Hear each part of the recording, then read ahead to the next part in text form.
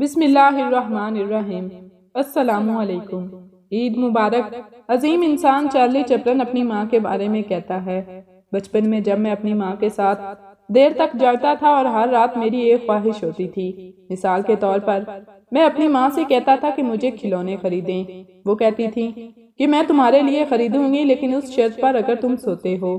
تو پھر ایک رات میں نے پوچھا کہ اگر میں بڑا ہو جاؤں گا تو کیا میرے خواب پورے ہوں گے؟ انہوں نے مجھے کہا کہ وہ سچ ہوں گے لیکن ایک شرط پر، کہ اگر تم سوتے ہو تو میں ہر رات بہت سوؤں گا، خوشی سے جب تک میں بڑا نہیں ہوا اور میرے خواب چھوٹے ہو گئے۔ کل رات میں نے اپنی ماں کو خواب میں دیکھا اور اس نے مجھ سے پوچھا کیا تم اب بھی ہر رات سونے سے پہلے اپنے خوابوں کے بارے میں سوچتے ہو؟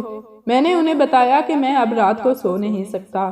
اس نے مجھے بتایا تو آپ کیا چاہتے ہیں؟ میں نے ان سے کہا میں آپ کے یہاں آنے کی خواہش رکھتا ہوں۔ انہوں نے مجھ سے کہا کہ میں تمہارے خواب میں آنے کی کوشش کر رہی ہوں لیکن اس شرط پر کہ تم سو جاؤ۔